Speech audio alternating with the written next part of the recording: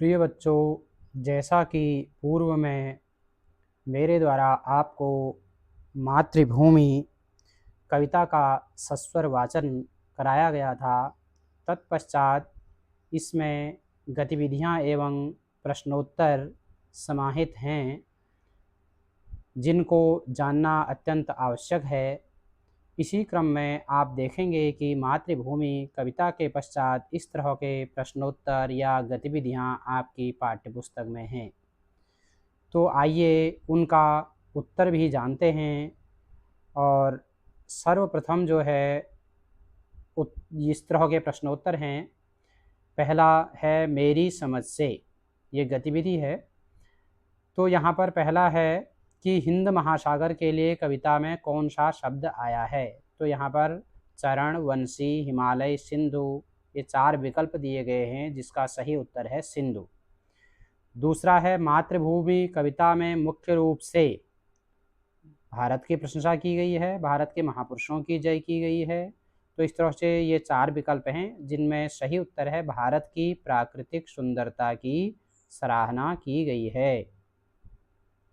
तत्पश्चात ये यहाँ पर अपने मित्रों के साथ चर्चा कीजिए और कारण बताइए कि आपने ये उत्तर ही क्यों चुने। तो इनका कारण भी यहाँ पर लिखा हुआ है, इसको आप देख सकते हैं।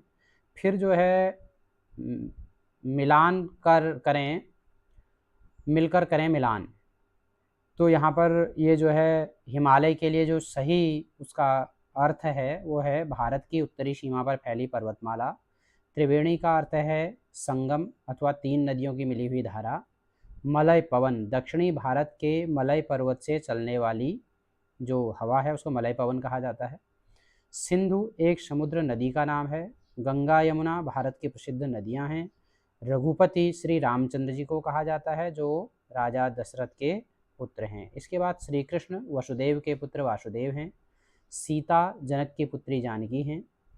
गीता एक प्रसिद्ध और प्राचीन ग्रंथ है। गौतम बुद्ध एक प्रसिद्ध महापुरुष बौद्ध धर्म के प्रवर्तक हैं।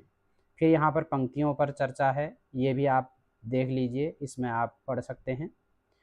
उसके बाद सोच विचार के लिए यहाँ पर आप ये सोच विचार करके इस तरह के उत्तर यहाँ पर आते हैं। तो इनके भी यहाँ पर उत्तर दिए गए हैं। आप ऐसा नहीं है कि इसी में देख करके ही अपने उत्तर हल करें, बल्कि अपनी बुद्धि विवेक का भी प्रयोग करें। तत्पश्चात इसमें सहायता के लिए ही इस वीडियो को देखें। और तत्पश्चात नदियाँ लहर रही हैं, ये है। फिर मिलान करना है, फिर से इस तरह से मिलान होगा, सही मिलान है।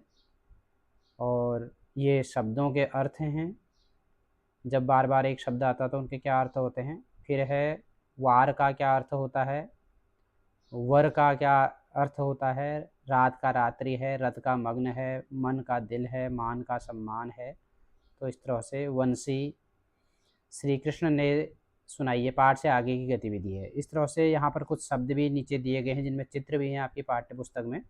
तो आप देखिए वहाँ पर कि और से अलगोजा, बीन, बांसुरी, सिंही, सहनाई, नादस्वरम, भंकोरा, शंख इत्यादि यहाँ पर हैं।